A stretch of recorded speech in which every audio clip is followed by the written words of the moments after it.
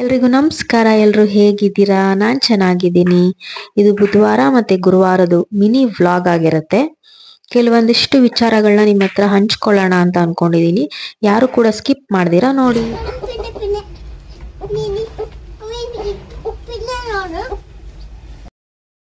ಬುಧವಾರ ಬೆಳಗ್ಗೆ ಸಿಂಪಲ್ ಆಗಿ ಫ್ರೈಡ್ ರೈಸ್ ಮಾಡ್ಬಿಡೋಣ ಅಂತ ಹೇಳಿ ಒಂದಿಷ್ಟು ತರಕಾರಿ, ಏನಿಲ್ಲ ಸಿಂಪಲ್ ಆಗಿ ಪೌಡರು ಮತ್ತೆ ಸೋಯಾ ಸಾಸು, ಪೆಪ್ಪರ್ ಪೌಡರು ಇಷ್ಟಿದ್ರೆ ಸಾಕು, ಪಟ ಅಂತ ಆಗೋಗುತ್ತೆ. ಪೌಡರ್ ಹಾಕದೇ ಇರೋರು ಹಂಗೇನು ಕೂಡ ಮಾಡ್ಬೋದು, ಚೆನ್ನಾಗಿರುತ್ತೆ. ನಾನು ಇದನ್ನ ಶಾರ್ಟ್ಸ್ ವಿಡಿಯೋದಲ್ಲಿ ಕೂಡ ಹಾಕಿದೀನಿ ಯಾವ ರೀತಿ ಮಾಡೋದು ಅಂತ. ಆಮೇಲೆ ಹಂಗೆ ನೂಡಲ್ಸು ಸಹ ಮಾಡೋಣ ಅಂತ ಎಲ್ಲ ಮಾಡಿ ಪ್ರಿಪೇರ್ ಮಾಡಿ ಇಟ್ಟಿದ್ದೆ. ನೂಡಲ್ಸ್ ಸ್ವಲ್ಪ ಲೇಟಾಗಿ ಮಾಡಿದೆ. ಇದು ಫ್ರೈಡ್ ರೈಸ್ ಬೇಗ ಟಿಫನಿಗೆ ಆಗುತ್ತೆ ಅಂತ ಮಾಡ್ಕೊಂಡೆ. ಚಿನ್ನಿಗೆ ಯಾಕೋ ನೂಡಲ್ಸ್ ಅಷ್ಟು ಇಷ್ಟ ಆಗ್ತಾ ಇಲ್ಲ ಅವಳಿಗೆ. ಮಾಡಿದ್ದೆಲ್ಲ ನಾನೇ ತಿನ್ಬೇಕಾಯ್ತು. ಇದು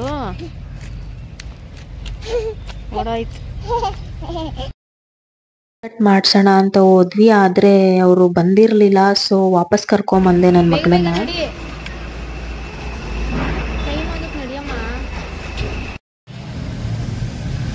ಕಟಿಂಗ್ ಮಾಡಿಸ್ಕೊಂತೀಯಾ? ಯಾವ ಕಟಿಂಗು? ಯಾವ ಕಟಿಂಗ್ ಮಾಡಿಸ್ಕೊಂತೀಯ ಹೇಳು? ಬಾಯ್ ಕಟಿಂಗ, ಗರ್ಲ್ ಕಟಿಂಗ?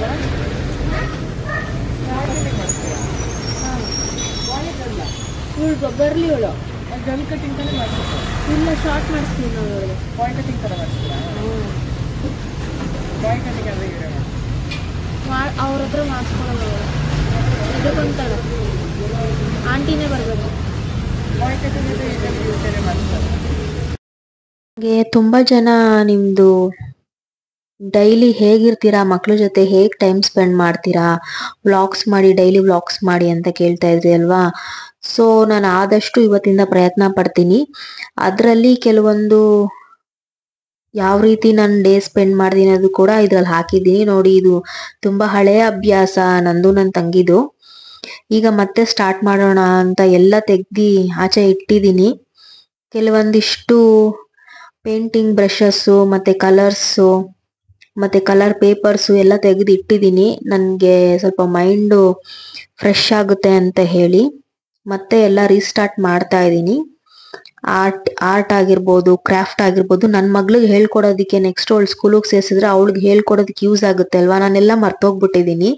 ಅದಕ್ಕೆ ತಿರ್ಗಾ ಎಲ್ಲ ನಾನು ಫಸ್ಟಿಂದ ಸ್ಕೂಲ್ದು ಎಲ್ಲ ನೆನಪಿಸ್ಕೊತಾ ಇದ್ದೀನಿ. ಸ್ವಲ್ಪ ಫ್ರೈಡ್ ರೈಸು ಲೇಟಾಗೆ ಮಾಡ್ಕೊಂಡ್ವಿ.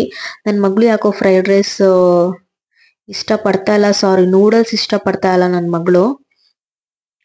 ಆಮೇಲೆ ನೋಡಿ, ನಾನು ಸಂಜೆ ಹೊತ್ತು ಟ್ಯೂಷನ್ಸ್ ಮಾಡ್ತೀನಿ. ನಾನು ಮದ್ವೆಗಿಂತ ಮುಂಚೆ ಟ್ಯೂಷನ್ಸ್ ಮಾಡ್ತಾ ಇದ್ದೆ. ಯಾಕೆ ಮಾಡಬಾರ್ದು ಅಂತ ಅನ್ನಿಸ್ತು ನನಗೆ. ಎಲ್ರೂ ಮಾಡು, ತಿರ್ಗಾ ಮಾಡು, ಮನೇಲಿ ಕುತ್ಕೊಂಡು ಏನ್ ಮಾಡ್ತೀಯ, 1 2 hours 3 hours ತಾನೆ ಅಂತ ಅನ್ಬಿಟ್ಟು. ಇವರೆಲ್ಲ ನಂಗೆ ಮುಂಚೆ ಬರ್ತಾ ಇದ್ದಿ ಅಂತ ಮಕ್ಕಳು. ನನ್ನ ಮಗಳು ಅಂತೂ ಸಿಕ್ಕಾಪಟ್ಟೆ ತೀಟೆ ಮಾಡ್ತಾಳೆ ನೋಡಿ. ಅವಳು ಎಷ್ಟು ತರಲೆ ಮಾಡ್ತಿದ್ದಾಳೆ ಅಂತ. ನನ್ಗೆ ಮೈಂಡು ಮನೇಲಿ ಕೂತು ಸ್ವಲ್ಪ ಬೇಜಾರಾಗುತ್ತಲ್ವಾ, ಹಂಗಾಗಿ ಏನಾದ್ರೂ ಮಾಡೋಣ ಅಂತ ಹೇಳ್ಬಿಟ್ಟು ಟ್ಯೂಷನ್ ಸ್ಟಾರ್ಟ್ ಮಾಡಿದೀನಿ. ಆಮೇಲೆ ಇನ್ನೊಂದು ವಿಚಾರ ಶೇರ್ ಮಾಡ್ಕೋಬೇಕು. ಏನಪ್ಪಾ ಅಂತಂದ್ರೆ, ಇಲ್ಲಿ ನಮ್ಮ ಮನೆ ಹತ್ರ ಒಬ್ರು ಸೂಸೈಡ್ ಮಾಡ್ಕೊಂಡಿದ್ರು ಅವರು. ಅದ್ರ ಬಗ್ಗೆ ಒಂದು ವಿಚಾರ ನಾನು ಶೇರ್ ಮಾಡ್ಕೋಬೇಕು. ಬೆಳಗ್ಗೆ ಬಿಸಿಬೇಳೆ ಬಾತ್ ಮಾಡ್ಕೊಂಡ್ವಿ. ಇದು ಗುರುವಾರದ vlog. Bisibele bath as usual ನನಗೆ, ನನ್ನ ಮಗಳಿಗೆ ತುಂಬಾನೇ ಫೇವ್ರೆಟ್. ಆಮೇಲೆ ಹೇರ್ ಕಟಿಂಗ್ ಬೇರೆ ಕರ್ಕೊಂಡು ಹೋದೆ ನನ್ನ ಮಗಳನ್ನ. ಎಲ್ಲಿಗೆ ಹೋಗ್ತಾ ಇದೀವಿ? ನೀನ್ ಹೇಳು. ಕಟಿಂಗ್ ಮಾಡ್ಸಕ್ ಹೋಗ್ತಾ ಇದ್ದೀನಿ. ಅಳ್ತೀಯ ನೀನು? ಹತ್ರ ಯಾವಾಗ ಹೇರ್ ಕಟ್ ಮಾಡ್ಸಕ್ ಹೋದ್ರು ಅಳ್ತಾನೆ ಇರ್ತಾಳೆ. ಈ ಸಲ ನೋಡ್ಬೇಕು ಏನ್ ಮಾಡ್ತಾಳೆ ಅಂತ. ಅಳ್ತೀಯ? ಬೇಡದಮ್ಮ. ಸರಿ ನಡಿ, ಬೇಗ ಬೇಗ ಹೋಗೋಣ.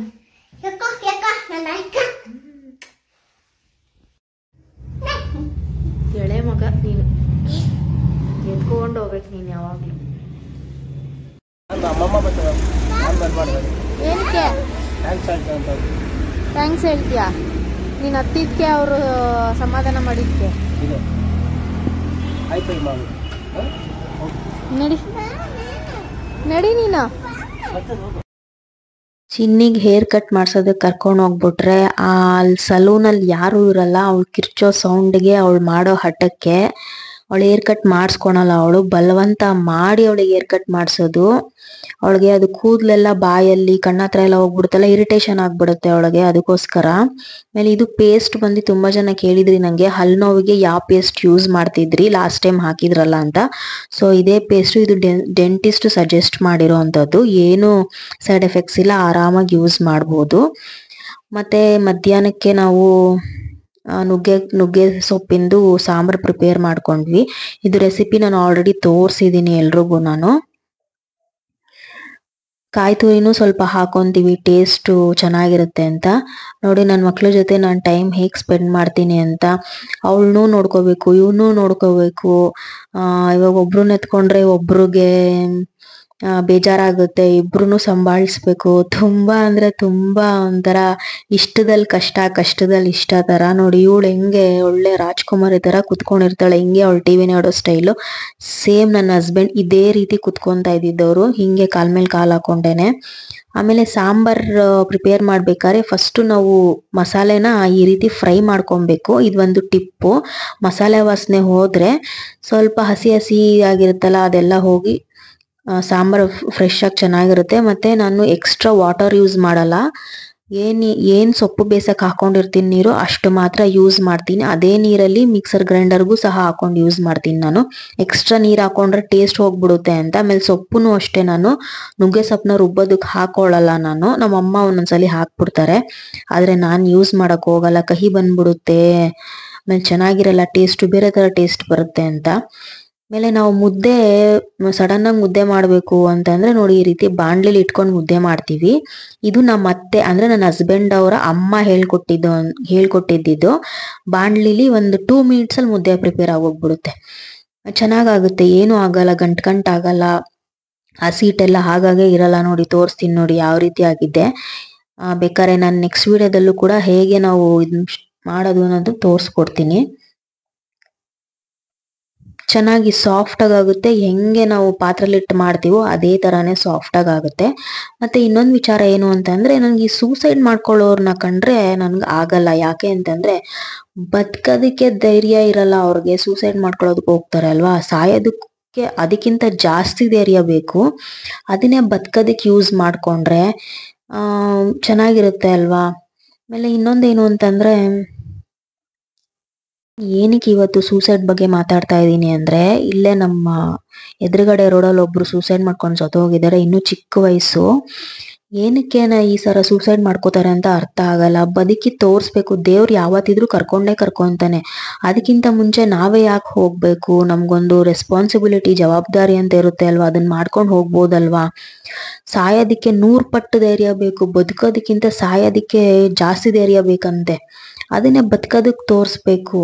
ಈ ರೀತಿ ಸತ್ತೋಗ್ಬಿಟ್ರೆ ನನ್ಗೆ ನಿಜವಾಗ್ಲೂ ಯಾರ್ಯಾರು ಸೂಸೈಡ್ ಮಾಡ್ಕೊಂತಾರೋ ಅವ್ರ ನನ್ ಕನಿಕರನೂ ಬರಲ್ಲ, ನನ್ಗೆ ಅವ್ರ ಮೇಲೆ ಅಯ್ಯೋ ಪಾಪ ಅಂತಾನು ಅನ್ಸಲ್ಲ. ಸಾವನ್ನ ನಾವೇ ಮೈ ಮೇಲೆ ಹೇಳ್ಕೊಂಡು ಹೋಗೋ ತರ ಅದು. ಯಾರೂನು ಅಷ್ಟೇ ಸೂಸೈಡ್ ಮಾಡ್ಕೊಳ್ಳೋದಕ್ಕೆಲ್ಲ ಹೋಗ್ಬೇಡಿ, ಬಾಳಿ ಬದುಕಿ ಚೆನ್ನಾಗಿರಿ ಅಂತ ಹೇಳ್ತಾ ಇವತ್ತಿನ ವ್ಲಾಗ್ ಇಲ್ಲಿಗೆ ಸ್ಟಾಪ್ ಮಾಡ್ತಾ ಇದ್ದೀನಿ. Thank you.